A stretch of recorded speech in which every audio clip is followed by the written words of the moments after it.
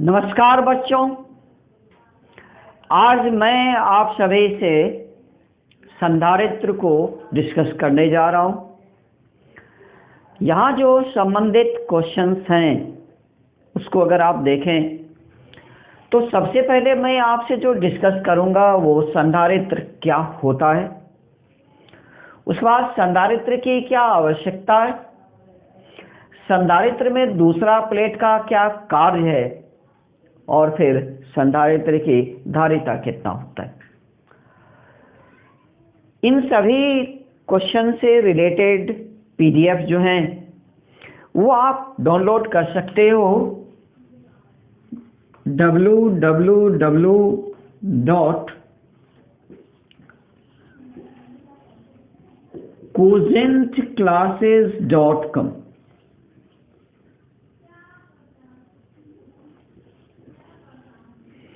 आप इसे वेबसाइट पर जाओगे, मेनू के द्वारा आप डाउनलोड बटन ले आओ। डाउनलोड के बाद आपको पीडीएफ मिल जाएगा। जो रिलेटेड पीडीएफ को आप डाउनलोड कर लोगे तो फिर बोर्ड एग्जामिनेशन में क्या क्वेश्चंस पूछे जाएंगे और उन क्वेश्चन के क्या जवाब होना चाहिए वो सभी आपको मिल जाएगा और आपकी कंप्लीट तैयारी हो जाएगी, संपूर्ण तैयारी आपकी अच्छी तरह से हो जाएगी। अब आइए हम सभी बात करते हैं, सबसे पहले बात करते हैं संधारित्र क्या होता है। बच्चों, संधारित्र को समझने के लिए आप सबसे पहले किसी भी चालक प्लेट की धारिता को समझो कि चालक प्लेट की धारिता कितना होता है और वह किस फैक्टर पर निर्भर करता है। इसे आपको समझ लेना ज़्यादा बेहतर होगा। ऐसा है बच्चों कि अगर यह एक कंडक्टिव प्लेट है, आइसोलेटेड है, या आइसोलेटेड का मतलब है पृथक। अगर इस कंडक्टिव प्लेट को आप चार्ज Q दे देते हो और इस चार्ज के कारण से इस प्लेट का विद्युत विभव यानी इलेक्ट्रिक पोटेंशियल V हो जाता है, तो उस कंडीशन में ये जो चालक प्लेट है इसकी जो धारिता यानी जो कैपेसिटेंस है वह जो मेजर होता है C, यह स्टोर्ड चार्ज और इसके इलेक्ट्रिक पोटेंशियल V दोनों की रेशियो के द्वारा मेजर होता है। तो कोई भी जो आइसोलेटेड कंडक्टिव प्लेट होता है उसकी जो कैपेसिटेंस है, उसकी जो धारिता है, वह उस प्लेट पर स्टोर्ड चार्ज और उसकी इलेक्ट्रिक पोटेंशियल की रेशियो के द्वारा मेजर होता है।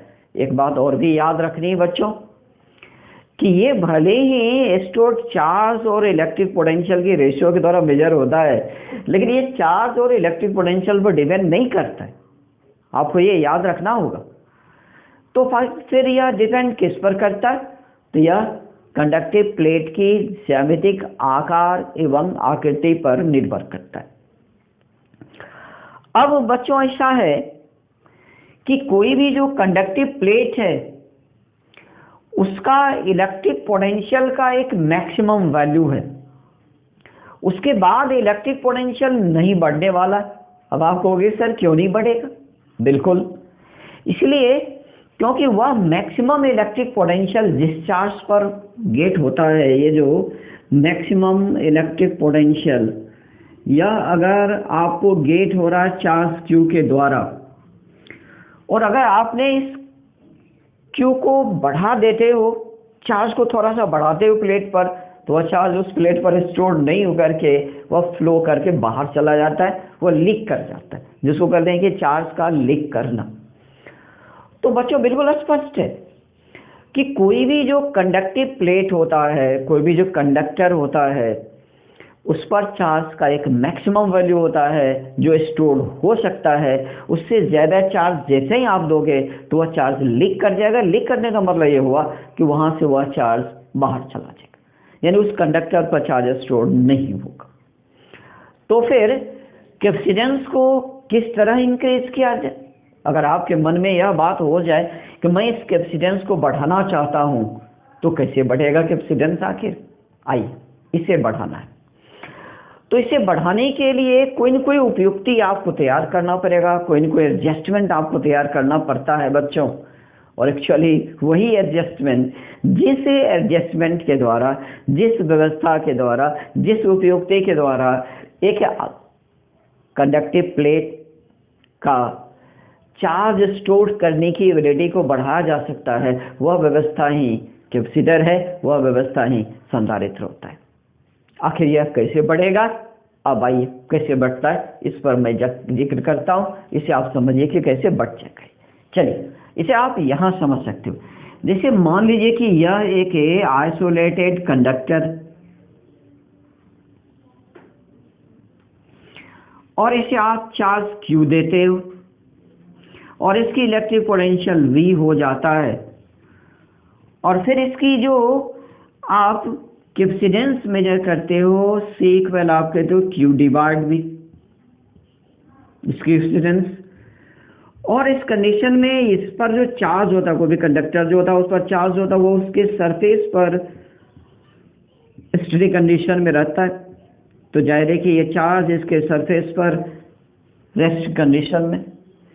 अब आप अगले स्टेप में आ जाओ। ये रहा पहला स्टेप, जबकि एक कंडक्टर को आपने चार्ज Q दिया, उसका इलेक्ट्रिक पोटेंशियल V हो जाता और capacitance C equal to Q divide V। अब आप अगले स्टेप में आओ, आप यह व्यवस्था तैयार करो। ये रहा कंडक्टिव प्लेट है, मान लीजिए कि ये प्लेट A है, तो जाहिर है कि ये प्लेट A ही है। अब इस प्लेट के नजदीक आप एक दूसरा प्लेट को ला करके रख दो,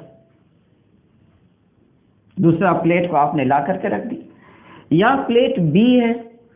बच्चों, इस प्लेट A पर चार्ज Q स्टोर्ड है, तो जाहिर है कि इस पर चार्ज तो Q रहेगा ही रहेगा, लेकिन ये चार्ज Q जो है अब इसके इस सरफेस पर आ जाएगा, क्योंकि ये जो दूसरा प्लेट B आपने इसके नजदीक रखा है और ये जो प्लेट A है इस पर चार्ज Q है, इस चार्ज के कारण से इसका विद्युत स्थैतिक प्रेरण होगा, और विद्युत स्थैतिक प्रेरण के कारण से ये जो सरफेस यहाँ जो ये जो सरफेस इस पर आ जाएगा चार्ज माइनस Q, और फिर ये जो दूरस्थ जो दूर वाला सरफेस है इस पर आ जाएगा प्लस Q। अब देखिए इससे क्या फर्क पड़ रहा है, इससे इस पर क्या फर्क पड़ रहा है, जरा इसको समझिए आप। पहले पोटेंशियल V था, चार्ज Q था, capacitance C equal to Q divide V आपने निकाला। अब इसकी ये जो प्लेट A है, इसके नजदीक प्लेट B को रख देने पर इसकी पोटेंशियल पर क्या प्रभाव पड़ रहा है, इसे आप गौर से देखो, इसको समझो आप। इसकी पोटेंशियल जो आप निकालते हो, अगर उसकी पोटेंशियल को आप कहते हो V डैश, तो यह V डैश कितना होगा, तो ये जो चार्ज Q जो कि पहले से चार्ज Q इस पर था, उसके कारण से इसका पोटेंशियल होगा वह V था, तो पोटेंशियल V रहेगा। और फिर ये जो निगेटिव चार्ज यहाँ पर आ गया बच्चों, यहाँ जो ये माइनस Q चार्ज है उसके कारण से एक पोटेंशियल आ जाएगा। चलिए मैं इसे V1 करार देता हूँ, और फिर ये जो प्लस चार्ज है इसके कारण से पोटेंशियल ये रहा V2। तो बच्चों ध्यान देने वाली बात यह है कि ये जो माइनस Q चार्ज है उसके कारण से पोटेंशियल V1, और निगेटिव चार्ज के कारण से जो पोटेंशियल होगा V1, यह पोटेंशियल निगेटिव में होगा और यह पोटेंशियल पॉजिटिव में होगा। ये निगेटिव में होगा, ये पॉजिटिव में होगा, ये तो V के बराबर ही है जो पहले था उतना ही। अब अगर मैग्नीट्यूड की बात आप करते हो तो मैग्नीट्यूड में ये देखिए, मैग्नीट्यूड में ये जो V1 है इसका मैग्नीट्यूड बड़ा होगा इस V2 के मैग्नीट्यूड से, इसलिए कि ये जो चार्ज पॉजिटिव चार्ज है जिसके कारण से यहाँ पोटेंशियल V2 आपने लिया है, इससे दूरी इसका ज्यादा है, निगेटिव चार्ज से दूरी कम है, इसलिए V1 का मैग्नीट्यूड V2 से बड़ा होगा। इस प्रकार अब आप ये कह सकते हो ये जो V डैश है निश्चित रूप से V डैश का वैल्यू इस V से छोटा हो जाएगा, तो ये लेस देन V हो गया, लेस देन V। लेकिन तो ये जो प्लेट A है इसका इलेक्ट्रिक पोटेंशियल बच्चों घट गया, इलेक्ट्रिक पोटेंशियल घट गया, लेकिन इस पर जो चार्ज क्यू है वो अभी है ही चार्ज क्यू के बराबर है। अब आप ऐसे समझ सकते हो कि इसकी कैपेसिटेंस जो है, इसकी कैपेसिटेंस जो है वह कैपेसिटेंस अगर हम लोग कह दें कि ये सी डैश हो गया तो ये तो हो जाएगा क्यू बाय वी डैश, निश्चित रूप से ये ग्रेटर देन सी हो गया। यानी पहली जो कैपेसिटेंस था सी, इस वैल्यू से कैपेसिटेंस अब बढ़ चुका। चलिए एक और काम हो जाए, इसके बाद अगले स्टेप में आपको ले चलता हूं। तो बच्चों यहाँ आपको समझ में आया होगा कि दूसरा प्लेट, एक चार्ज कंडक्टिव प्लेट के नजदीक जब आप दूसरा चार्ज प्लेट लाए हो तो इसका जो पोटेंशियल है, इलेक्ट्रिक पोटेंशियल, वो डिक्रीज कर गया। और इलेक्ट्रिक पोटेंशियल डिक्रीज कर गया और इस प्रीवियस पोटेंशियल पर लाने के लिए ये इस पर जो चार्ज वो एक्स्ट्रा चार्ज या स्टोर कर लेगा, यानी इसके चार्ज स्टोर करने की एबिलिटी बढ़ गया, यानी इसका कैपेसिटेंस बढ़ गया बच्चों। अब देखिए आप, अगर आप दूसरे प्लेट को अर्थिंग कर देते हो तब क्या प्रभाव पड़ेगा, ये देखिए आप, ये रहा प्लेट ए, ये प्लेट ए रहा बच्चों, इस पर चार्ज प्लस क्यू है, और ये रहा दूसरा प्लेट जिसे आपने इसके नजदीक ला करके रखा, ये रहा प्लेट बी, ये रहा प्लेट बी, इस पर यहां चार्ज माइनस क्यू। और चूंकि आप इसके अर्थिंग कर दिए हो तो अर्थिंग कर देने के कारण से होगा क्या, ये जो चार्ज है, ये जो पॉजिटिव चार्ज है इस भाग में, जिसका कि इस पॉजिटिव चार्ज से कोई अट्रैक्शन नहीं है, वह चार्ज अर्थ को चला जाएगा। लेकिन ये जो निगेटिव चार्ज है, माइनस क्यू चार्ज है, वह अर्थ को नहीं जाएगा, क्योंकि यह चार्ज इस पॉजिटिव चार्ज के साथ, आकर्षण के साथ, अट्रैक्शन के साथ बंधा हुआ है। अब देखिए, अब इसकी पोटेंशियल को अगर आप कह दें कि वी डबल डैश है, तो ये जो प्लस क्यू चार्ज है इसके कारण से पोटेंशियल वी, और ये जो माइनस क्यू चार्ज है इसके कारण से पोटेंशियल V1। और जैसा कि आप जान चुके हो कि ये जो V1 है ये तो निगेटिव में होता है, तो V1 जो है ये निगेटिव वैल्यू में। अब V1 जो निगेटिव वैल्यू में है तो आप तो समझ ही लो कि ये जो V डबल डैश है ये छोटा हो जाएगा V डैश से, यानी यहां पर जो पोटेंशियल था उससे भी पोटेंशियल और घट गया बच्चों। तो दूसरे प्लेट को अर्थिंग कर देने पर पोटेंशियल काफी ज्यादा घट गया। अब जब पोटेंशियल काफी ज्यादा घट गया तो जाहिर है कि यहां पर अगर इसकी कैपेसिटेंस आप सी डबल डैश निकालोगे तो ये रहा Q divide V double dash, और ये ग्रेटर हो गया सी से, यानी चार्ज स्टोर करने की एबिलिटी काफी ज्यादा बढ़ गया, बिल्कुल बढ़ गया। अब देखिए बच्चों, यहां पर अब आपके सारे प्रश्न का जवाब आपको मिल जाएगा। सबसे पहले पहला प्रश्न है कि संधारित्र क्या होता है। तो ये जो व्यवस्था है बच्चों, जिस व्यवस्था में दो कंडक्टिव प्लेट को एक दूसरे के साथ नजदीक में एक विद्युत रोधी माध्यम के द्वारा हम लोग व्यवस्थित कर देते हैं, यह व्यवस्था ही एक्चुअली संधारित्र कहलाता है। अब दूसरा प्रश्न है संधारित्र की क्या आवश्यकता है। आपको जवाब मिल गया होगा, किसी भी आइसोलेटेड कंडक्टर की कैपेसिटेंस को बढ़ाने के लिए संधारित्र की आवश्यकता होता है, क्योंकि अगर आइसोलेटेड कंडक्टर है उसके नजदीक अगर आप दूसरे कंडक्टर को लाके रखते हो तो जो पहला कंडक्टर है उसकी चार्ज स्टोर करने की एबिलिटी बढ़ जाता है, यानी कैपेसिटेंस बढ़ जाता है।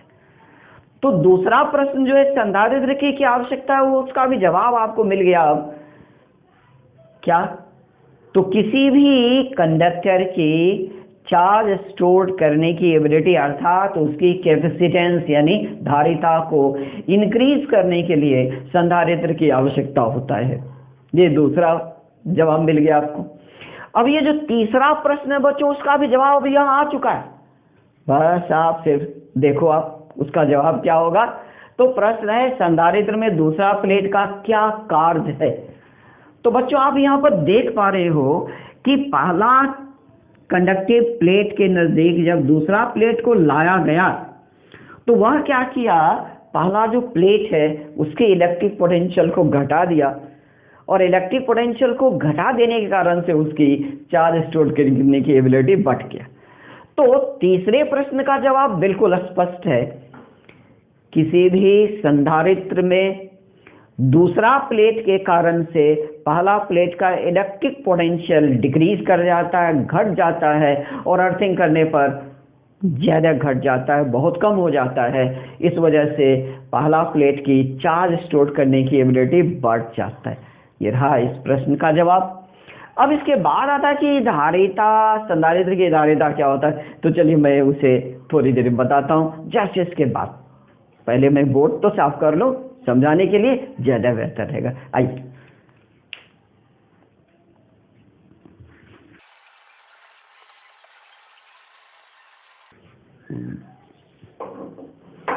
आइए बच्चों, संधारित्र क्या होता है दोबारा मैं इस पर आपको चर्चा कर देता हूं। वह व्यवस्था जिसमें दो चालक प्लेट्स को अल्प दूरी पर विद्युत रोधी पदार्थ के द्वारा व्यवस्थित कर दिया जाता है। कहने का अर्थ यह स्पष्ट है कि दोनों प्लेट के बीच में विद्युत रोधी पदार्थ भर दिया जाता है। इस व्यवस्था को ही संधारित्र कहा जाता है। अब आप कई तरह से जवाब दे सकते हो। संधारित्र क्या होता है, इसका उत्तर कई तरह से दिया जा सकता है। आप इस प्रकार कह सकते हो कि अल्प दूरी पर एक ही आकृति के दो चालक प्लेटों का वह व्यवस्था जिसमें दोनों प्लेट के बीच विद्युत रोधी पदार्थ होता है संधारित्र कहलाता है। पहला जब तो आप यह कह सकते हो। दूसरा आप यह कह सकते हो कि दो चालक प्लेटों का अल्प दूरी पर वह व्यवस्था जिसमें चालक प्लेट के बीच विद्युत रोधी पदार्थ भरा हुआ होता है, जिसके कारण से चालक प्लेट की आवेश संचित करने की क्षमता बढ़ जाता है, इंक्रीज कर जाता है, संधारित्र कहलाता है। आखिर अब इसका डायग्राम क्या होगा, फिगर क्या होगा। तो ये रहा, ये देखिए आप मान लीजिए कि ये चालक प्लेट है, ये दूसरा चालक प्लेट है, यह अल्प दूरी पर व्यवस्थित है, और ये जो व्यवस्था हो गया यही हो गया संधारित्र हो गया। अगर आप चाहो तो इस दोनों प्लेट्स के बीच एक परावैद्युत पदार्थ को आप भर सकते हो। भर देने पर इसकी धारिता और भी इंक्रीज कर जाता है। ये रहा विद्युत रोधी पदार्थ। तो विद्युत रोधी पदार्थ क्या है, परावैद्युत पदार्थ जो है वही विद्युत रोधी पदार्थ है। वायु भी इस लिस्ट में आता है, हवा, एयर जो कहते हैं हम सभी, एयर भी हो सकता है। यानी यह डाइलेक्ट्रिक मटेरियल है। ये पहला चालक प्लेट है, यह दूसरा चालक प्लेट है, और ये व्यवस्था ही संधारित्र है। यह व्यवस्था ही संधारित्र है। अब ऐसा है बच्चों की प्रायः अगर संधारित्र के दो प्लेट्स को एक सेल के द्वारा कनेक्ट कर दिया जाए, जोड़ दिया जाता है, जैसे ये सेल का पॉजिटिव टर्मिनल है, ये नेगेटिव टर्मिनल है, तो जो पहला प्लेट है इस पर अगर चार्ज प्लस क्यू आ जाता है, तो ये जो दूसरा प्लेट है इस पर चार्ज माइनस क्यू आ जाता है, और दोनों के प्लेट के बीच में जो इलेक्ट्रिक फील्ड तैयार होता है, उस इलेक्ट्रिक फील्ड में आने के कारण से ये जो परावैद्युत पदार्थ है इसका पोलराइजेशन हो जाता है, ध्रुवीकरण हो जाता है, और पोलराइजेशन होने के कारण से पोटेंशियल और डिक्रीज करता है और कैपेसिटेंस बढ़ जाता है।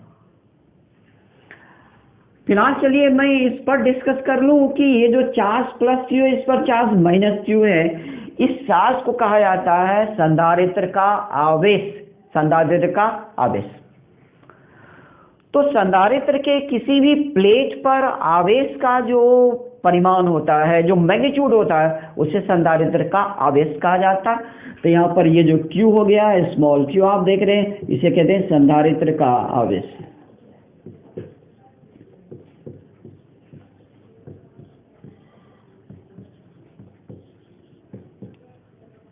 चार्ज ऑफ कैपेसिटर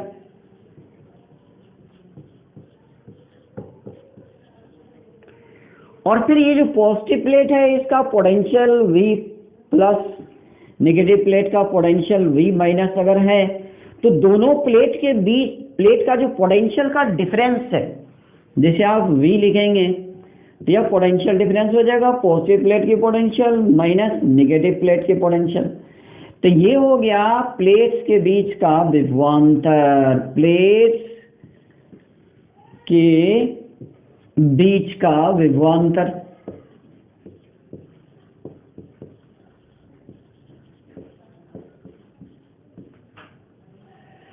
अब बच्चों ऐसा है कि ये हो गया संधारित्र का आवेश और V हो गया प्लेट्स के बीच का विभवांतर। तो कोई भी जो संधारित्र होता है, कोई भी जो कैपेसिटर होता है, उसकी जो धारिता है, उसका जो कैपेसिटेंस है, जिसे कैपेसिटी भी कहते हैं, उसे मापा जाता है, उसे मेजर किया जाता है संधारित्र की आवेश और उसके प्लेट के बीच का विभवांतर के अनुपात के द्वारा मापा जाता है। तो C बराबर हो जाएगा Q डिवाइड V। ये हो गया संधारित्र की धारिता, यही हो गया धारिता यानी कैपेसिटेंस हो गया।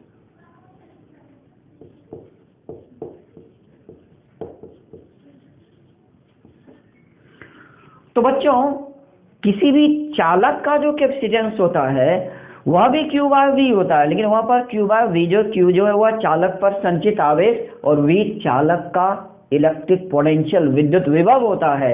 लेकिन यहाँ पर V जो है यह प्लेट्स के बीच का विभवांतर है। ये अंतर है दोनों में, चालक की धारिता और संधारित्र की धारिता में मात्र यह अंतर है। लेकिन फॉर्मूला आपको C बराबर Q डिवाइड V आपको मिल रहा है, दोनों जगह आपको यही मिल रहा है फॉर्मूला। तो ये रह गया संधारित्र की धारिता, संधारित्र की धारिता। तो बच्चों मैंने आपको क्या क्या बताया, संधारित्र क्या होता है, संधारित्र की क्या आवश्यकता है। तो संधारित्र की आवश्यकता मैं एक बार और रिपीट कर देता हूं आपके लिए। किसी भी संधारित्र की आवश्यकता यह है कि उस व्यवस्था के द्वारा एक चालक प्लेट के द्वारा आवेश संचित करने की क्षमता को बढ़ाया जा सके, या आप यह कह सकते हैं किसी भी चालक प्लेट की आवेश संचित करने की क्षमता बढ़ाने के लिए संधारित्र की आवश्यकता होती है, संधारित्र की व्यवस्था की जरूरत पड़ती है। संधारित्र में दूसरा प्लेट का क्या कार्य है, तो संधारित्र का दूसरा प्लेट संधारित्र की पहला प्लेट का विद्युत विभव को डिक्रीज कर देता है, घटा देता है। इस कारण से पहला प्लेट जो है उसके द्वारा आवेश संचित करने की क्षमता बढ़ जाता है। फिर संधारित्र की धारिता आपके सामने बिल्कुल रखा हुआ। तो बच्चों ये रहा संधारित्र क्या होता है, संधारित्र की क्या आवश्यकता है, संधारित्र में दूसरा प्लेट का क्या कार्य है, और संधारित्र की धारिता मैंने आपके साथ डिस्कस कर लिया। अब है कि ये जो संधारित्र हैं यह कितने प्रकार के होते हैं।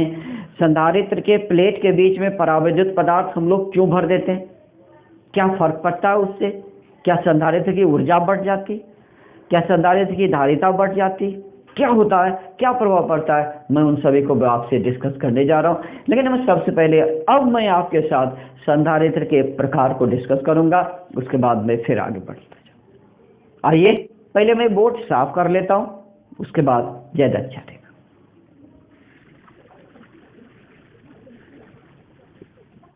संधारित्र के प्रकार।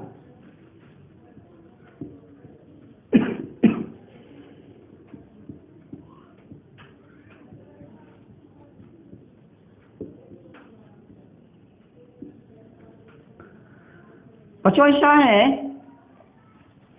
कि जो संधारित्र हैं ये मुख्य रूप से 3 प्रकार के होते हैं। पहला जो है इसमें इसको हम लोग कहते हैं कि समांतर प्लेट संधारित्र।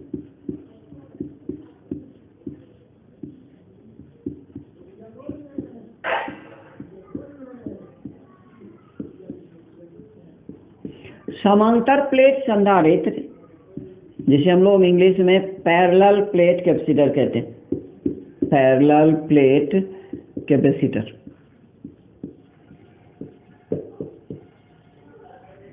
दूसरा जो है ये है गोलीय संधारित्र, गोलीय संधारित्र। अर्थात स्फेरिकल कैपेसिटर।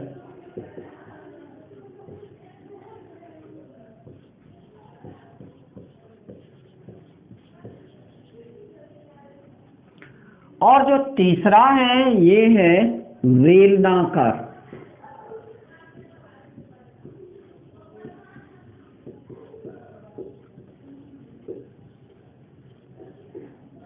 Cylindrical capacitor.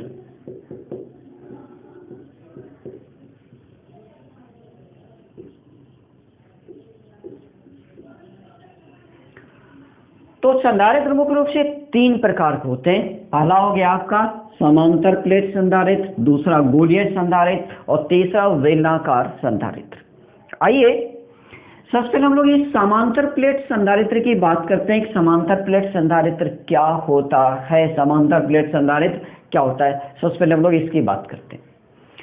ऐसा है बच्चों कि दो एक ही आकार एवं आकृति के समतल चालक प्लेट का अल्प दूरी पर व्यवस्था, जिसमें दोनों प्लेट्स के बीच विद्युत रोधी पदार्थ होता है, समांतर प्लेट संधारित्र कहलाता है। जैसे ये देखिए, ये एक पहला प्लेट है और ये दूसरा प्लेट है।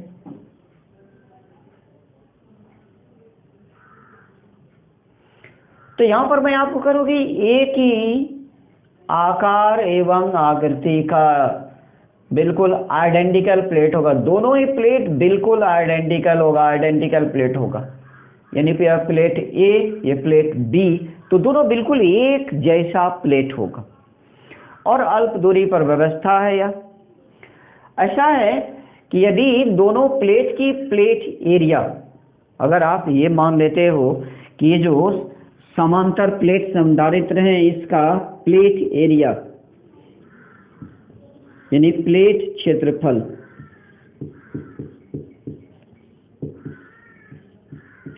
अगर इसे आप कैपिटल ए मान लेते हो,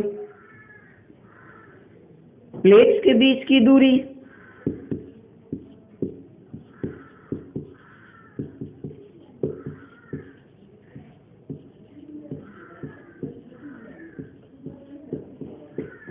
अगर आप इसे स्मॉल डी मान लेते हो और मान लो कि दोनों प्लेट्स के बीच में निर्वात है या एयर है, तो उस कंडीशन में इसकी जो कैपेसिटेंस होता है सी, यह हो जाता है A epsilon naught by D के बराबर होता है। जहां पर आप समझो ये जो यह प्लेट का एरिया है, संधारित्र की प्लेट का एरिया का अर्थ होता है प्लेट की cross section area. Plate area का मीनिंग प्लेट की क्रॉस सेक्शन एरिया से है, बल्कि उसके संपूर्ण एरिया नहीं होता है बच्चों, प्लेट की क्रॉस सेक्शन एरिया होता है। तो जो समांतर प्लेट संधारित्र है उसके प्लेट की cross section area A, plates के बीच की दूरी स्मॉल डी, ये रहा प्लेट्स के बीच की दूरी स्मॉल डी, तो उस कंडीशन में इसकी कैपेसिटेंस सी बराबर A epsilon naught by D के बराबर हो जाता है। और यदि इसके प्लेट के बीच में परावैद्युत पदार्थ का भर देते हो, मान लो कि इसके प्लेट के बीच में आप परावैद्युत पदार्थ भर देते हो, यानी कैपेसिटर अगर आपका इस तरह आ जाता है, ये रहा पहला प्लेट, ये रहा दूसरा प्लेट, प्लेट एरिया ए, दोनों के बीच का दूरी डी, और इसके बीच आप एक डाइलेक्ट्रिक मटेरियल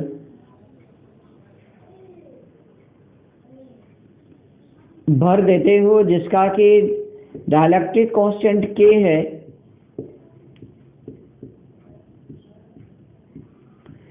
तो उस कंडीशन में पोलराइजेशन के कारण से, जैसे कि इस पर चार्ज क्यू, इस पर चार्ज माइनस क्यू, और यहाँ पर आप इलेक्ट्रिक फील्ड जो होगा वह इलेक्ट्रिक फील्ड अगर ई नॉट आप मान लेते हो, तो उस यहाँ पर जो इलेक्ट्रिक फील्ड होगा वो इलेक्ट्रिक फील्ड बदल जाता है, तो पोटेंशियल डिफरेंस बदल जाता है, क्योंकि यहाँ पर इस पर तो प्लस क्यू सही है, यहाँ पर माइनस क्यू ये भी ठीक है, और फिर ये जो डाइलेक्ट्रिक मटेरियल ये पोलराइज हो जाता है, यहाँ पर हो जाता है माइनस क्यू पे और यहाँ हो जाता है प्लस क्यू पे, ये पोलराइज चार्ज है बच्चों।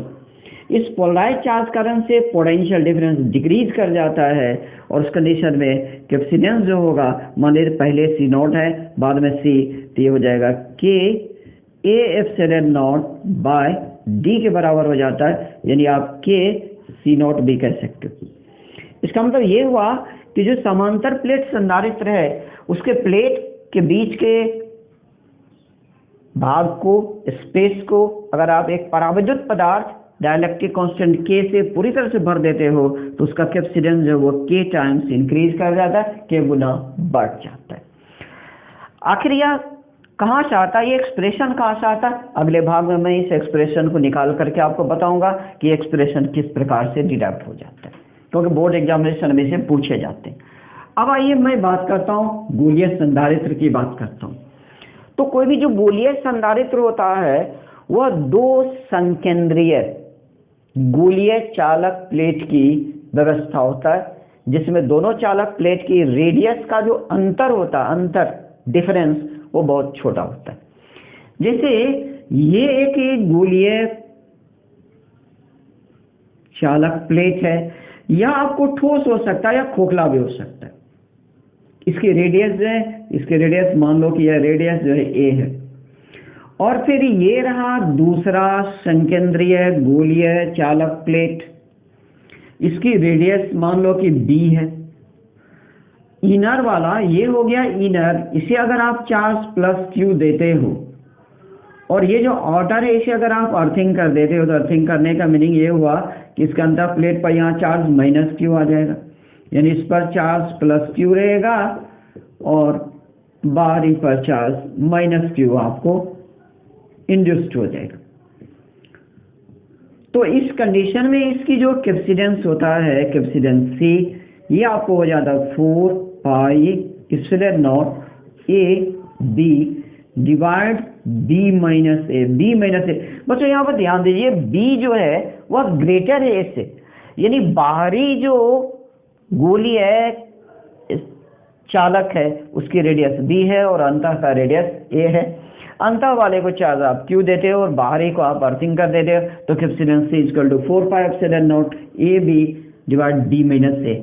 और यदि परावैद्युत पदार्थ से भर दिया जाए दोनों प्लेट के बीच के स्पेस को, तो कैपेसिटेंस सी इक्वल टू, उस कंडीशन में चलिए इसको सी नॉट कर दें, तो ये हो जाएगा 4 pi epsilon naught epsilon R, यानी यहाँ पर के कर सकते हैं, के ये रहा के, ये हो गया ए, ये हो गया B divide B minus A.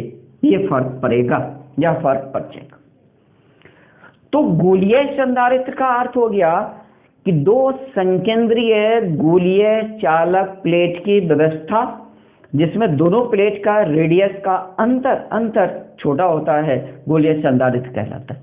बच्चों अगर यह अंतर बहुत बड़ा हो जाएगा ना, तो उस कंडीशन में आइसोलेटेड गोलीय चालक हो जाएगा, क्योंकि अगर माने कि बी ए से बहुत बड़ा है तो ए तो हट जाएगा, बी ही केवल रह जाएगा, यानी उस कंडीशन में ये आपका ये एक गोलीय चालक प्लेट के समान यह हो जाएगा।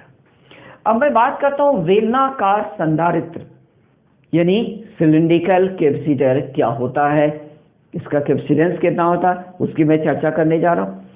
ऐसा है कि यदि दो समाक्षीय गोलीय चालक प्लेट की व्यवस्था तैयार किया जाए, जिसमें कि दोनों के रेडियस का अनुपात में मैं कह रहा हूँ, यहाँ पर अंतर मैं नहीं बता रहा हूँ, यहाँ पर मैं कह रहा हूँ अनुपात, यानी दोनों बेलनाकार चालक प्लेट की रेडियस का अनुपात अगर छोटा होता तो एक सिलिंड्रिकल कैपेसिटर हो जाता है। जिससे ये देखिए आप, ये रहा दूसरा सिलिंड्रिकल प्लेट जो कि समाक्षीय होगा, यानी दोनों का अक्ष बिल्कुल यहाँ पर एक ही होगा, यहाँ पर अक्ष एक है। गोलाकार में संकेंद्रीय मैंने बताया था, यहाँ पर समाक्षीय में बता रहा हूँ। दोनों की लंबाई बिल्कुल सेम होगा, लंबाई एल। पहला ये रहा अक्ष, पहला का रेडियस अगर ए है और दूसरा का रेडियस अगर आप बी मान लेते हो, जो अंतर है उसे अगर आप चार्ज प्लस क्यू दे देते हो, तो ये प्लस क्यू चार्ज इस पर बटाएगा हर जगह,